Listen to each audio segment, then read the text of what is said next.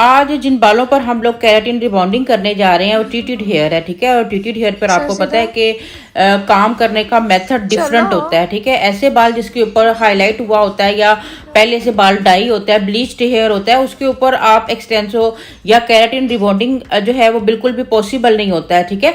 लेकिन कुछ कुछ केसेस में अगर आपको बाल आपका जो है वो कुछ स्ट्रॉन्ग हो, आपको फिर भी मतलब करना पड़े, तो किस मेथड के साथ किया जाता है। अच्छा, यहाँ पर मैं इस टाइम जो यूज़ कर रही हूँ ये मैं ब्रीमोड ब्रांड का जो है रिबॉन्डिंग यूज़ कर रही हूँ। अच्छा, ये हमारे पास जो है वो कंडीशनर है। मैं पहले सारे बालों के ऊपर जो है, क्योंकि मैंने बिल्कुल वेट हेयर पर काम किया करना है, पहले मैंने वॉशिंग कराई है, ठीक है। मैं आपको शुरू से बता देती हूँ। पहले मैंने वॉशिंग कराई है, उसके बाद बिल्कुल मैंने टॉवल ड्राई बालों को किया है, यानी बालों को पानी को आपने अंदर खींच लेना है, लेकिन बालों को, गीले बालों के ऊपर आपने इस प्रोडक्ट को यूज़ करना है, ठीक है। और मैंने लेंथ वाले बालों पर कंडीशनर को भी जो है वो अच्छे से अप्लाई कर लिया हुआ, क्योंकि लेंथ वाला बाल जो है वो ऑलरेडी हाईलाइटेड है, तो मैं नहीं चाहती कि उसमें कोई किसी भी तरह का जो है वो डैमेज हो बाल। तो अब मैंने जो है वो अपना फर्स्ट प्रोडक्ट यानी कि अप्लाई कर दिया हुआ है, और उसके बाद जो है वो मैं अब इसकी जो है वो देखूंगी कि बालों का बाउंड ब्रेक हुआ है या नहीं। उसके लिए मुझे बालों को हल्का सा खींचना होता है, ठीक है। जब बालों को आप खींचते हो और उसमें इलास्टिसिटी ख़त्म हो चुकी होती है, तब आपने इसकी बालों की जो है वो वॉशिंग करानी होती है। और वॉशिंग आपने जो है वो बिल्कुल अच्छे से चेक करके पहले बालों को, और उसके बाद फिर आपने जिस हिस्से पर आपकी जो है यानी बाउंड ब्रेक हो गया, उसी हिस्से के ऊपर आपने थोड़ा थोड़ा पानी लेना है, क्योंकि ये हमारा जो पहला प्रोडक्ट होता है, हमारा केराटिन रिबॉन्डिंग का जो पहला प्रोडक्ट होता है, ये अच्छा खासा हमारे बालों पे चिपक जाता है, ठीक है। तो इसको रिमूव करने के लिए आपको थोड़ा सा पानी लेना है, नीम गर्म सा आप पानी ले लें, ठीक है। और उसके बाद फिर आपने जो है वो अपने सेक्शन जो है वो चेक करते जाना है और उसको वॉश कराते जाना है, और पूरे हेयर से आपने जो है ये इस प्रोडक्ट को जो है वो अच्छे से रिमूव कर देना। चाहे आप एक्सटेंसो कर रहे हो या फिर आप केराटिन रिबॉन्डिंग कर रहे हो, तकरीबन सेम ही मेथड होते हैं दोनों के। और उसके बाद फिर आपने जो है वो थोड़े थोड़े बालों को, जैसे आपने वॉश कराया वैसे ही आपने थोड़े थोड़े बालों के ऊपर अपने कंडीशनर को अप्लाई करना होता है, ठीक है। क्योंकि इससे आपका, अगर आप एक साथ सारे बालों पर इकट्ठा कंडीशनर अप्लाई करते हो तो नैब एरिया तक आपका कंडीशनर नहीं पहुंचता है। और दूसरा ये होता है कि जब आप इस तरह से कंडीशनर अप्लाई करते हो तो आपको तसल्ली हो जाती है कि आपके बालों में कहीं पर भी आपका प्रोडक्ट जो है वो फर्स्ट केम नहीं रह गया, क्योंकि वो डेंजरस होती है, उसे पूरे बालों से निकलना बहुत ज़्यादा ज़रूरी होता है। जब आपका ये प्रोडक्ट अच्छे से रिमूव हो जाता है बालों से, एप्रन शैप्रन आपने बिल्कुल चेंज कर लेना है, ठीक है। अब आपके बालों पर जो है वो बिल्कुल आपका जो फर्स्ट प्रोडक्ट है वो लगा नहीं रहना चाहिए। किसी एप्रन पे, किसी ब्रश पे, किसी कॉम पे, सब कुछ आपने चेंज कर लेना है। फिर आपने बिल्कुल बारीक स्टेप लेकर और बालों को करना है अच्छे से जो है स्ट्रेटनिंग ये है कि देखिए, रूट्स वाले बालों पर तो आपका अच्छा खासा स्ट्रेटनिंग होनी है, 8 से 10 बार आपकी स्ट्रेटनिंग होनी चाहिए।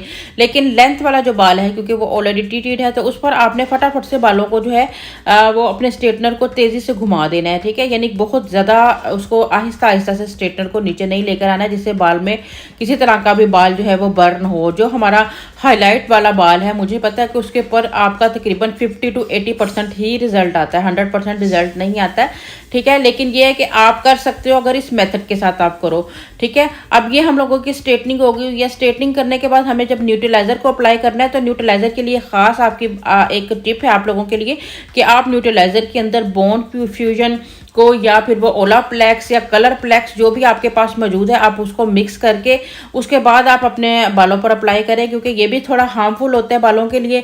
और अक्सर ये होता है कि डाई वाले हेयर के ऊपर जब आप न्यूट्रलाइजर लगाते हो तो बाल एकदम से सुकड़ना शुरू हो जाता है, और जिससे आपकी जो रिबॉन्डिंग होती है या केराटिन रिबॉन्डिंग सॉरी होती है, उसकी रिजल्ट जो है वो ख़राब हो जाते हैं। तो इस तरह से आपने जो है वो इसमें ओलाप्लेक्स वगैरह यूज़ करके आपने फिर पूरे बालों को एक ही यानी कि सीधा जो है वो रखना है, यानी मूव ना हो आपके क्लाइंट का सर जो है, बाल भी एक ही सीधी पोजीशन में हो, क्योंकि इस टाइम ये बालों को फिक्स कर रहा होता है न्यूट्रलाइजर हमारा। अगर बाल मूव होगा या बालों में बल आएगा तो बालों में परमानेंट बल भी आ सकता है, ठीक है। इसलिए आपने जो है वो क्लाइंट से रिक्वेस्ट करनी है कि सर को अपना सीधा रखे, और इस तरह से आपने जो है वो अपने न्यूट्रलाइजर को पूरे हेयर में अप्लाई कर देना है।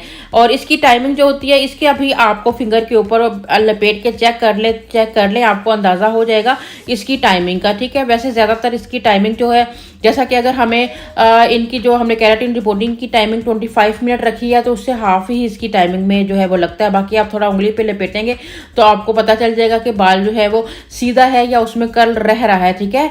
तो इस तरह से हमने फिर से अगेन इसके अंदर जो है वो कंडीशनर अप्लाई करना है, अच्छे से बालों को जो है वो वॉशिंग कराना है। वॉशिंग कराने के बाद जो है वो बालों को ड्राई करना है। बहुत ही अच्छा शाइनी रिजल्ट इनके हेयर में आ गया था, ठीक है। हालांकि बाल इनका डिटेड था, फिर भी हमने बहुत अच्छे से इन्हें हैंडल किया है। आप लोगों के सामने है, अक्सर अगर हमारे बिगिनर इस बाल के ऊपर काम करते तो बाल बर्न हुआ नजर आता है, जला हुआ नजर आता है आपको, लेकिन देखिए कितना सॉफ्ट हमारा ये बाल रहा है। और अभी फिनिशिंग लुक आप लोगों के सामने विदाउट स्ट्रेटनिंग ये हमारा लुक है। उम्मीद है आपको अच्छा लगा होगा, बहुत कुछ सीखने को मिला होगा। इसके साथ ही आप मुझे इजाजत दीजिएगा, दुआ में हमेशा याद रखिएगा। अल्लाह हाफिज।